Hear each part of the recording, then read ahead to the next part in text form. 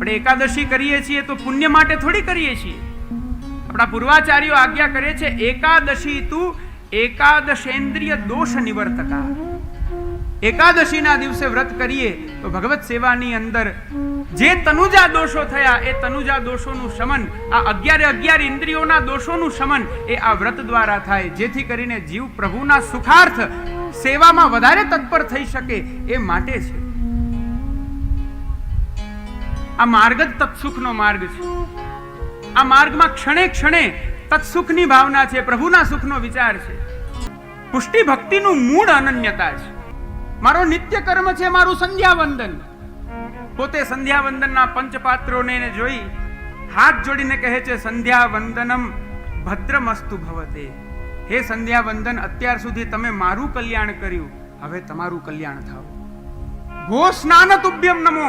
દિવસના 3 વખત સ્નાન, એ સ્નાન વખતે અનેક તીર્થોના સ્મરણ આદિ કરવા, આ બધા પુણ્ય કર્મો. હે સ્નાન, તમને પણ નમસ્કાર. ભો દેવાહા પિતરશ્ચ તર્પણ વિધો.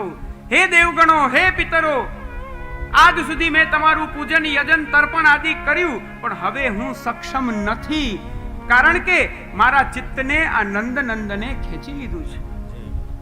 આ કંસદ્વિષ, કંસના વેરી એવા પ્રભુએ મારા ચિત્તને ખેંચી અને મને અનન્ય આશ્રય આપ્યો છે. એ આશ્રય પ્રાપ્ત થયા પછી મારા કર્મો પણ છૂટી ગયા, કર્મોની આસક્તિ પણ છૂટી ગઈ અને મને અનન્ય આશ્રય પ્રભુનો પ્રાપ્ત થયો. આ સકલ કારણોથી એ સિદ્ધ થાય છે કે કર્મની પણ આ કલિકાલમાં નિતાંત અસાધકતા છે. ત્યારે એકમાત્ર જીવની ગતિ બચે છે, એ ગતિ છે કૃષ્ણ એવ ગતિ. શ્રી મહાપ્રભુજી આપ 6થા શ્લોકમાં આજ્ઞા કરે છે, નાનાવાદ વિનષ્ટેષુ સર્વકર્મ વ્રતાદિષુ પાષંડૈક પ્રયત્નેષુ કૃષ્ણ એવ ગતિર્મમ.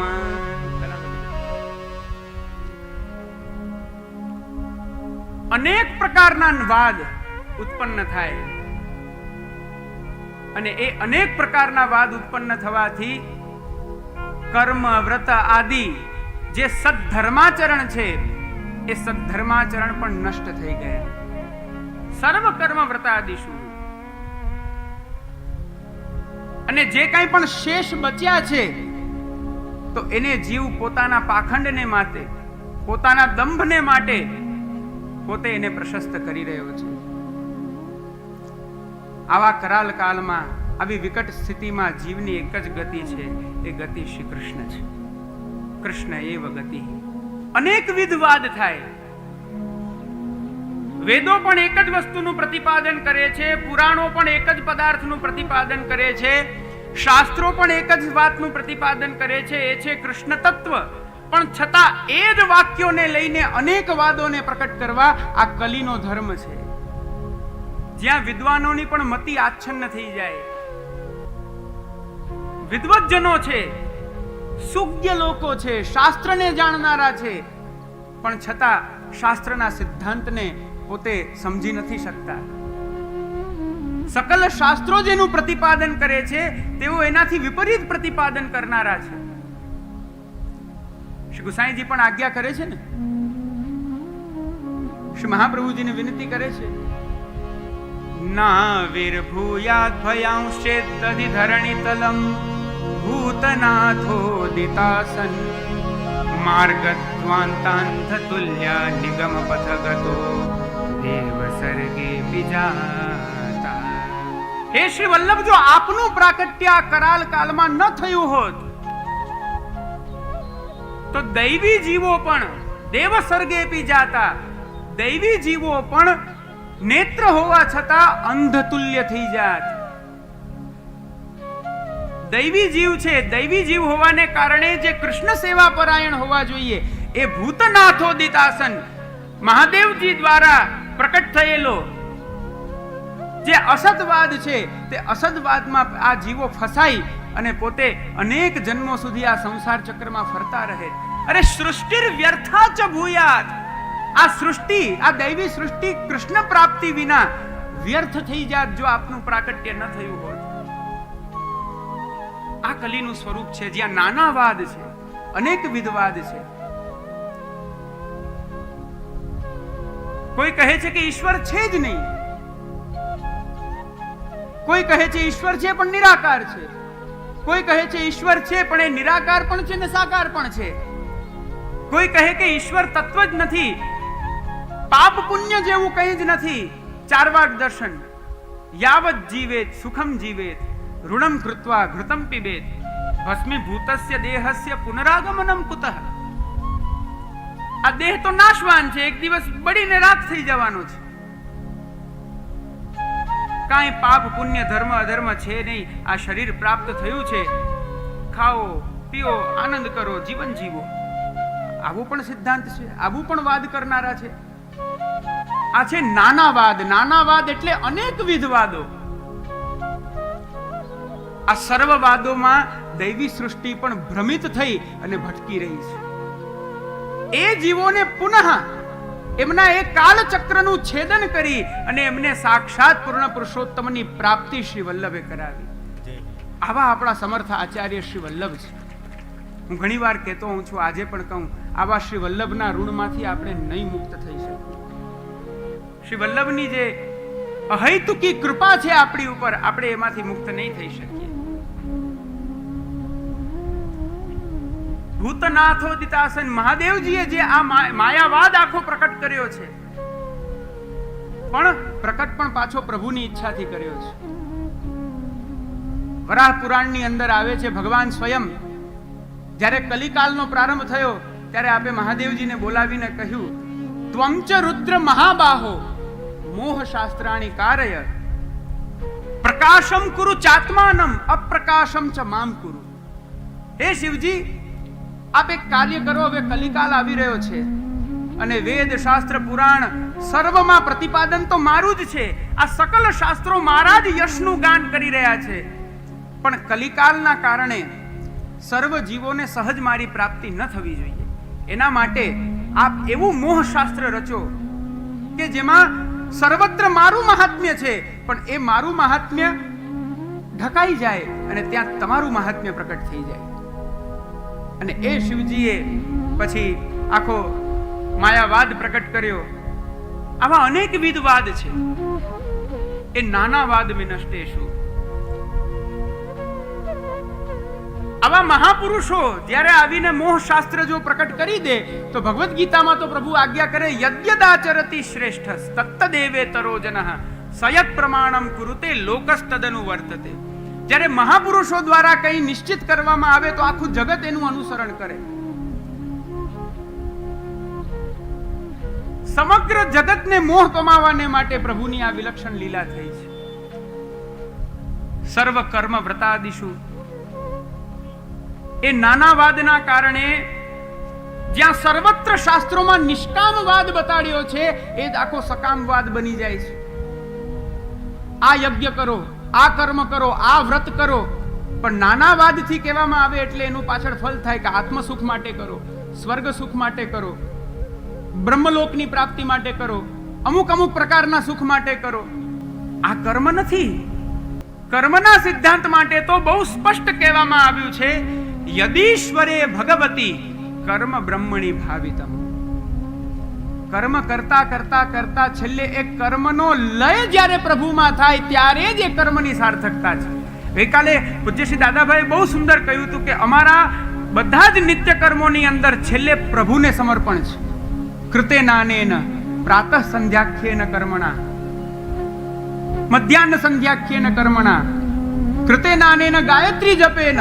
આ સર્વમાં છેલ્લે ભગવાન શ્રી ગોપીજન વલ્લભ પ્રિયતા. આ એક જ ઉદ્દેશ્ય છે. સારા કર્મનું સારું ફળ છે, ખરાબ કર્મનું ખરાબ ફળ છે. પણ એવો કર્મનો માર્ગ હોવો જોઈએ કે સારું કરો તો પણ કંઈ પ્રાપ્ત નથી થતું, ખરાબ કરો તો પણ કંઈ પ્રાપ્ત નથી થતું. આ ક્યારે પ્રાપ્ત થાય?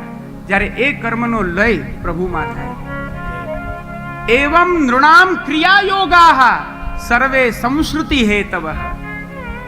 જીવ માત્રના ક્રિયાયોગો, જીવ માત્રના કાર્યો એ બધા જ સંસારની તરફ ગતિ કરનારા છે.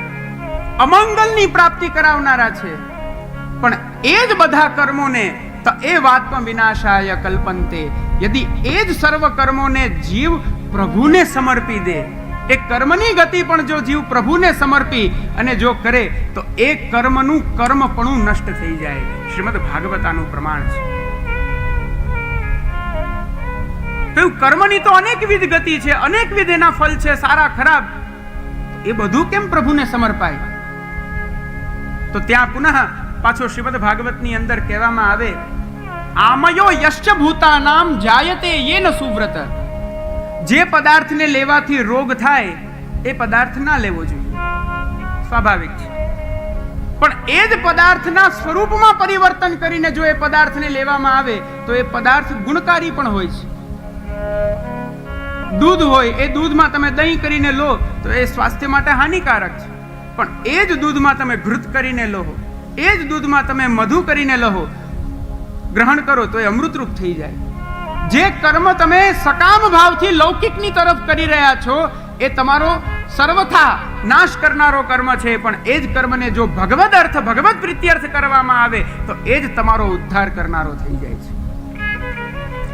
નાના વાદ વિનષ્ટેષુ સર્વ કર્મ વ્રતાદિષુ પાષંડૈક પ્રયત્નેષુ સર્વત્ર પાષંડ છે, સર્વત્ર પાષંડવાદ છે. સહજતા કર્મની ક્યાંય દેખાતી નથી. બસ એનાથી જીવને કંઈ પ્રાપ્ત કરવું છે, એ પ્રાપ્ત કરવા માટે જીવ યત્ન કરે છે. ત્યાં સુધી શ્રીમદ ભાગવતમાં યજ્ઞપત્નીના પ્રસંગમાં ત્યાં સુધી બતાડવામાં આવે છે કે સર્વ કર્મ યજ્ઞોનું મૂળ ફળ સ્વયં ભગવાનને ઋષિઓ પાસે પહોંચે છે. પણ છતાં તેઓ એક કર્મમાં એટલા સંનિષ્ઠ થયેલા છે કે પોતે પ્રભુને પ્રાપ્ત નથી કરી શકતા. પ્રસંગ તો આખો અત્યારે કેવો બહુ ભયાવહ લાગે છે, કારણ કે સમય એની ગતિ કરે છે. પણ સૂક્ષ્મતાથી છેલ્લે જ્યારે એ ઋષિઓને ખબર પડે છે કે અરે આ તો સાક્ષાત ભગવાન હતા, આ યજ્ઞ દ્વારા જે યજ્ઞ પુરુષનું અમે આરાધન કરીએ એ સ્વયં અમારે ત્યાં પધાર્યા હતા, અમે એમને પ્રાપ્ત ન કરી શક્યા, પોતાને ધિક્કારે છે. ધિક્જન્મનસ્ત્રિવૃદ્ધ વિદ્યા ધિક્વ્રતમ ધિક્બહુજ્ઞતામ ધિક્કુલમ ધિક્ક્રિયાદાક્ષ્યમ વિમુખાયે ત્વધોક્ષજે. હે અધોક્ષજ, હે ઇન્દ્રિયાતીત પ્રભુ પૂર્ણ પુરુષોત્તમ, અમારા આ ઋગ યજુ સામ આ ત્રૈવિદ્યાને પ્રાપ્ત કરી અને આ કર્મો કરવા એ શું કામનું જ્યારે અમે આપના ન થઈ શકીએ? દિગ્વ્રતમ, આ મોટા મોટા વ્રતોનું શું કામ કે જે વ્રતની અંતિમ ગતિ આપનામાં ના હોય? દિગ્વ્રતમ દિગ્બહુજ્ઞતામ, આ આટલું બધું જાણવું પણ શું કામનું જ્યારે અમે આપ સામે પધારો ને અમે આપને ન પ્રાપ્ત કરી શકીએ? કર્મની આવી ગતિ થઈ જાય એટલે કર્મની અસાધકતા છે. કર્મ સાચો છે, કર્મના માર્ગો પણ બહુ વ્યવસ્થિત છે, સિદ્ધાંત સહિત છે. પણ નાના વાદ થવાથી, અનેકવિધ વાદ થવાથી કર્મના જે વ્રત વગેરે જે ધર્મના આચરણ છે એ દૂષિત થઈ જાય. જે શેષ બચે એમાં પાષંડ વ્યાપી જાય. આવી પરિસ્થિતિ જોતા એકમાત્ર ઉપાય છે એ છે કૃષ્ણ એવ ગતિ. આ પ્રકારે ધર્મના 6 અંગોનું નિરૂપણ કરી અને હવે શ્રીમદ આચાર્ય ચરણ ચતુર્વિધ પુરુષાર્થ છેલ્લા 4 શ્લોક દ્વારા બતાડી રહ્યા છે.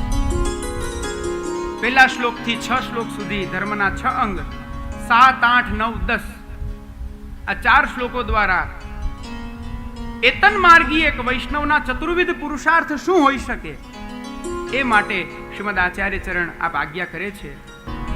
લોકાશ્રય ધર્માશ્રય નું કાર્ય પૂરું થયું. હવે 7, 8 અને 9 આ 3 શ્લોકોમાં ભગવદ આશ્રયની મહત્તા બતાવી છે. પ્રથમ 6 શ્લોકમાં લોકાશ્રયની વિફલતા, ધર્માશ્રયની વિફલતા અને ભગવદ આશ્રય નું સાતત્ય એ નિરૂપણ હવે શ્રીમદ આચાર્ય ચરણ આપ 7મા શ્લોકથી કરશે. 7મા શ્લોકમાં પ્રવેશ કરીએ. ધર્મનું નિરૂપણ છે. ગત 3 દિવસથી પૂજ્ય શ્રી દાદાભાઈ આપ સૌને સમજાવે છે કે ભક્તિ માર્ગની અંદર ધર્મ પણ ભગવાન છે અર્થ પણ ભગવાન છે, કામ પણ ભગવાન છે, ને મોક્ષ પણ ભગવાન છે. ધર્મનો જીવનમાં ઉદ્દેશ્ય શું છે?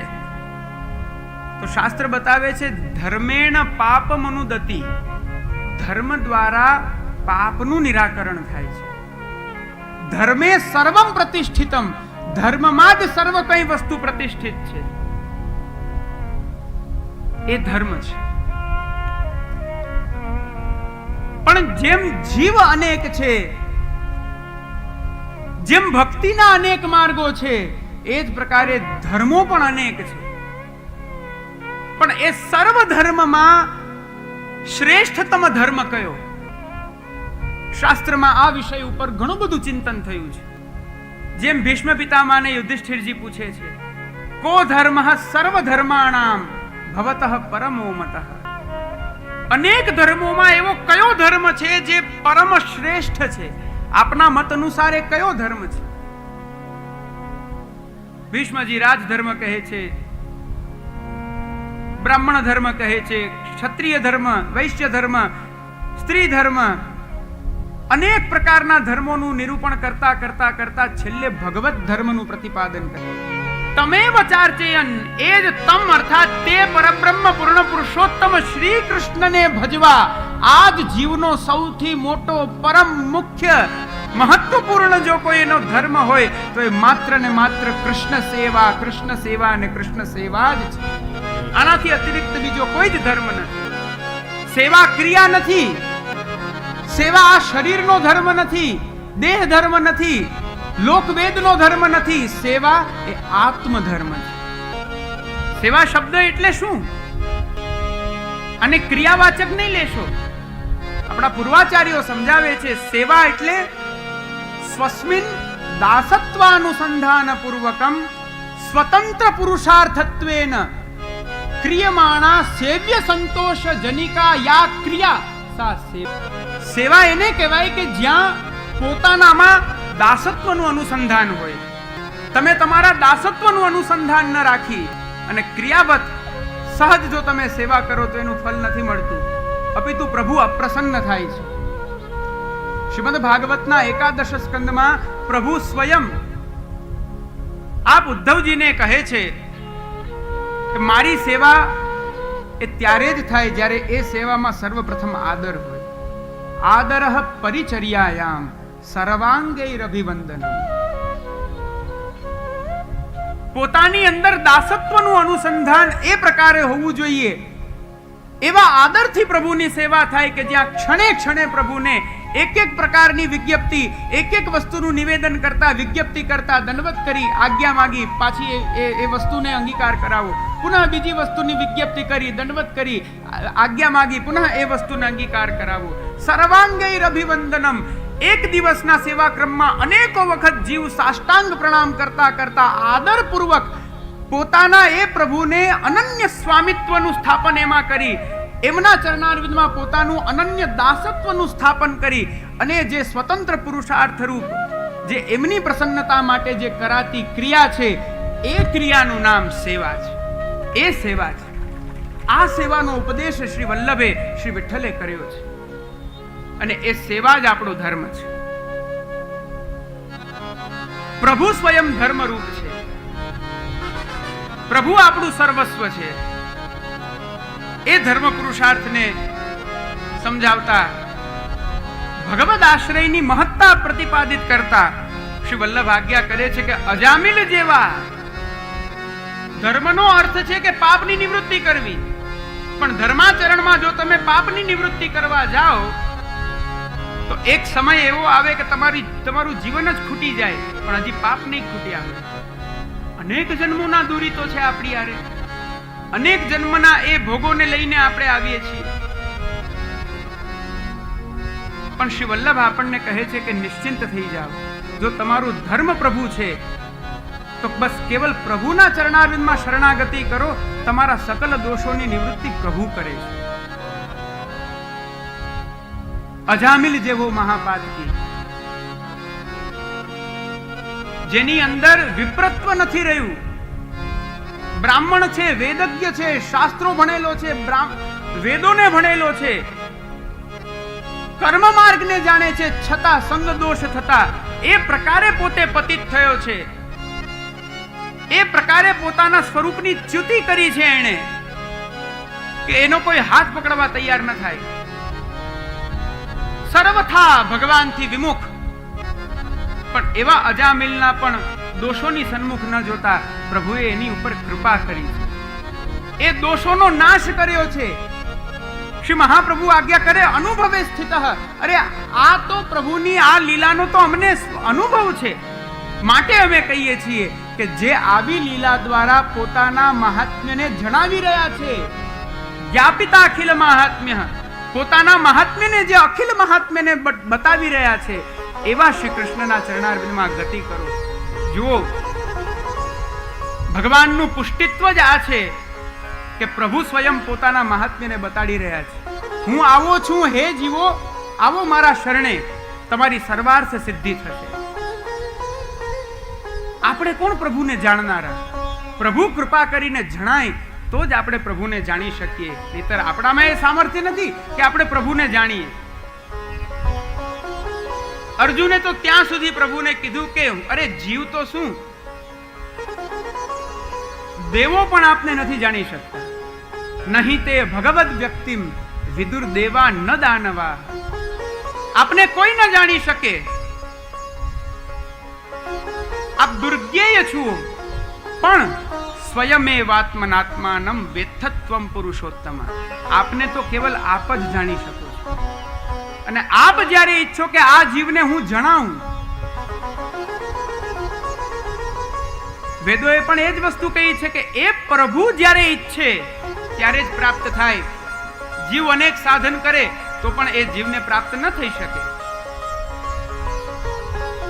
જ્ઞાપિતા અખિલ મહાત્મ્ય, પ્રભુએ આ પ્રકારે પોતાનું અખિલ મહાત્મ્ય બતાડ્યું છે. એવા પ્રભુના ચરણારવિંદમાં મારી સર્વથા ગતિ થાઓ, સદા સર્વદા એમના જ ચરણોમાં મારી ગતિ રહો. અજામિલે કેવલ એના તો હૃદયમાં ક્યાંય એવો ભાવ પણ નથી કે ભગવાન નામ લે, એવી વિચાર પણ એમને નથી આવ્યો એવો કે હું પ્રભુનું નામ લઈ રહ્યો છું. બસ યમદૂતોને આવતા જોયા, એની વિકરાળ આકૃતિથી ભયભીત થઈ ગયા, અને બાજુમાં સૌથી નાનો પુત્ર જેનું નામ નારાયણ રાખ્યું હતું એ ત્યાં રમી રહ્યો છે. ભગવાનને તો બોલાવવાની પણ ઈચ્છા નથી, પોતાના લૌકિક પુત્ર નારાયણને બોલાવે છે, છતાં પ્રભુ સમજે છે કે મને બોલાવી રહ્યો છે.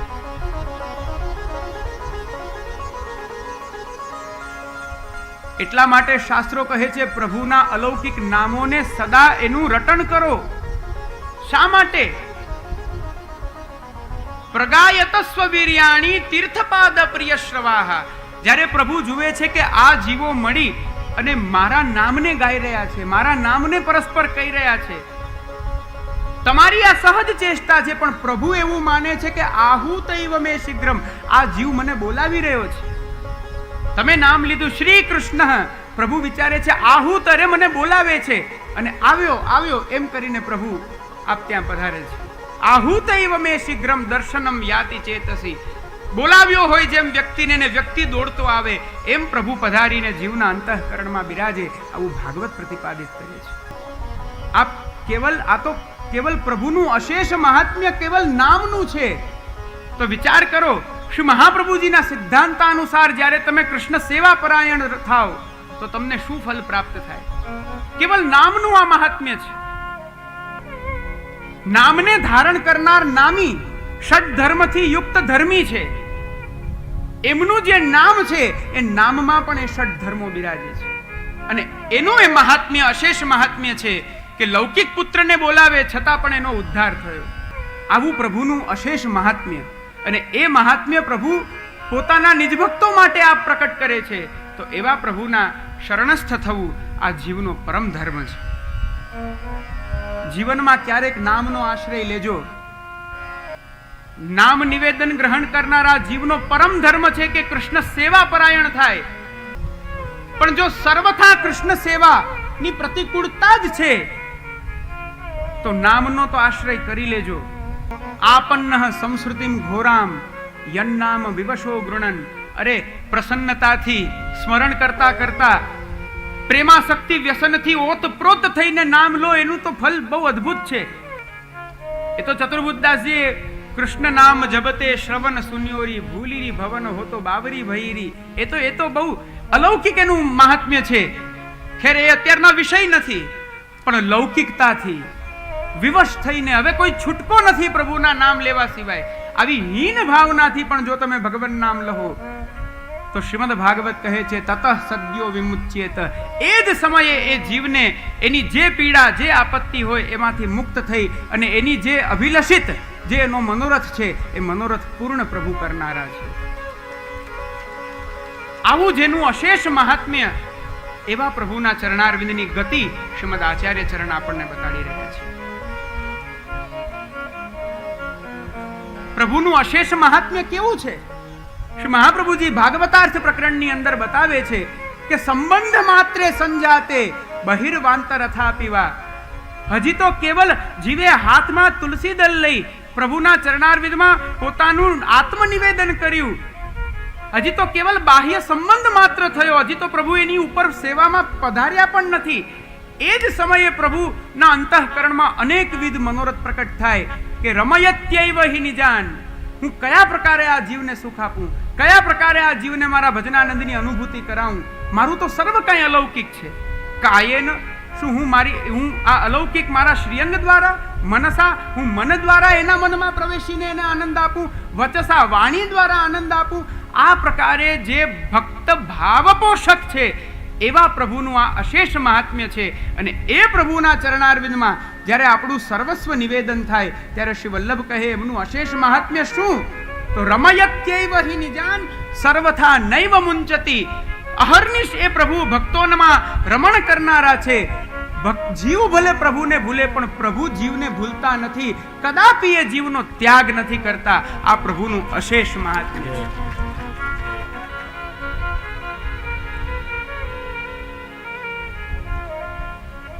ધર્મરૂપ ભગવાન છે. આ પ્રકારે નિરૂપણ કરી ખૂબ સુંદર ગોવિંદદાસજીનું પદ છે, કૃષ્ણ શ્રી કૃષ્ણ કહે રે મન મેરે. પણ હવે સમયનો અભાવ છે એટલે હું ત્વરિત ગતિથી વિષયને આગળ વધારું છું. બસ હવે 10-15 મિનિટમાં તો જે મને સમય આપેલો છે એ સમય પૂર્ણ થશે. પણ આ સત્રને હું સદા સર્વદા યાદ રાખીશ. આ 4 દિવસ સદા સર્વદા યાદ રાખીશ. ખરેખર અતિશય આનંદ મેં અનુભવ્યો છે.